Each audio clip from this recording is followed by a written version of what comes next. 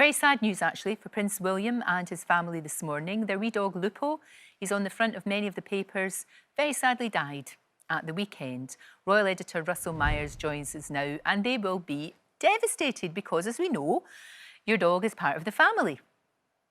Oh, absolutely. Good morning, Lorraine. I mean, I'm really sad to kick off with this sad news, actually, and it is that the Cambridge's dog, Lupo, their Cocker Spaniel, beautiful, beautiful dog, look at him, has sadly died. I mean, he's only 9, and they released a shock statement on Instagram last night, and it said, very sadly, last weekend, our dear dog Lupo passed away. He has been at the heart of our family for the past 9 years, and we'll miss him so much. And he was such a part of the family as well. There was a fantastic story many years ago how they got lots of pieces of paper all scattered along the floor and with all different names on. And Lupo went to one of the pieces of paper and chose the name George for their firstborn. So I'm sure they're going to miss him. All the kids are going to miss him. And what a beautiful dog. That's really, really sad. I wonder if they'll get a little puppy for Christmas. Who knows? Santa might be watching. You never can tell. You never can tell. Now, look, the fallout, Russell, of Princess Diana's Panorama interview 25 years ago continues to make headlines. Our brother is now saying that the police should get involved.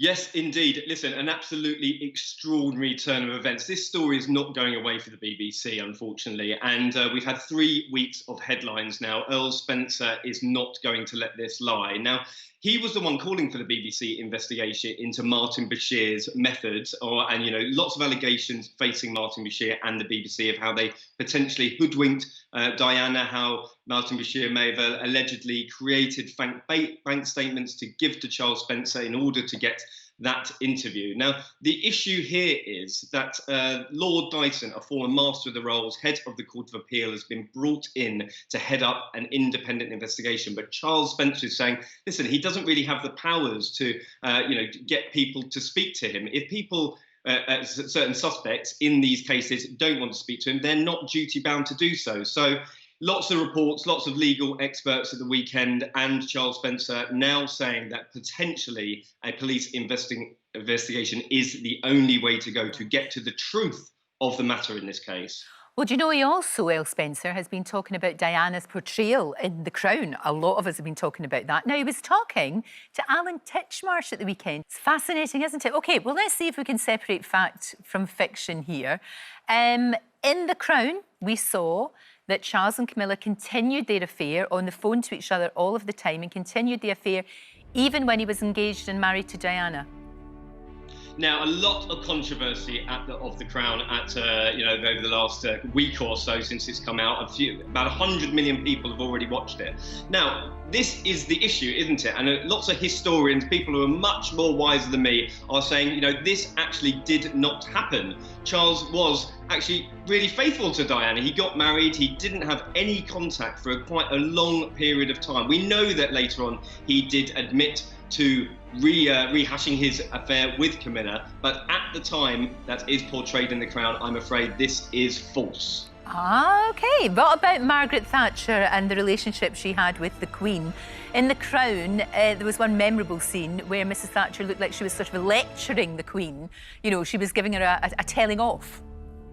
Well, like them or loathe them, these are two formidable women, and they are painted as such in The Crown. And I think there was, at the very base, a great deal of respect for them. The Queen, really respected Margaret Thatcher. She was a shopkeeper's daughter who'd come from, very, very humble beginnings to the power of number 10. And I think that they actually got on occasion. They might not have seen eye to eye all the time. So I think this is a bit of true and a bit of false. So I'm going to sit on the fence with you. OK. What about the Balmoral test, though, Russell? Do you remember when they were all playing that game about dibbly-dobbly doodah, or whatever it was, and they were putting dots on their face? I was like, what is going on? I mean, were you put to the test when you go to Balmoral? And does that happen?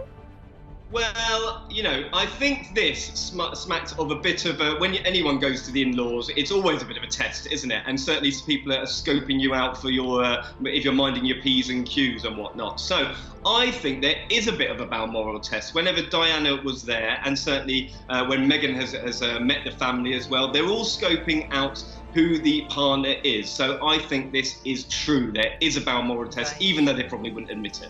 I would never be very good at dibble dobble doodah, or whatever it's called. I'd be rubbish. And you talked about Meghan there, and Harry and Meghan, they've passed on the keys to Frogmore Cottage, haven't they?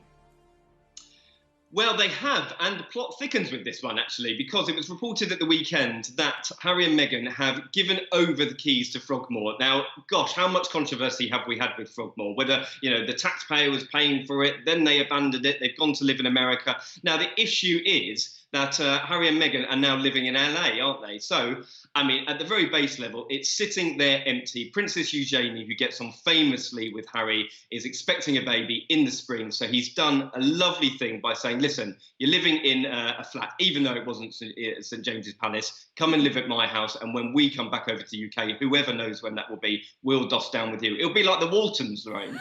I really will. And the thing is, there's plenty of room, but also that Frogmore Cottage will be baby-proof, so it's perfect, isn't it? Yes, it's perfect. absolutely. Perfect for them. Thank you, my angel. Always a joy to talk to you. I'll talk to you really, really soon. Thank you. Well, don't forget, you can watch full episodes of Lorraine on the ITV Hub and all the best clips, compilations and playlists right here on our channel. Just subscribe now and you'll never miss an upload. Click here to watch another video similar to this one, or click here to head to our channel's homepage to explore all of our exciting videos.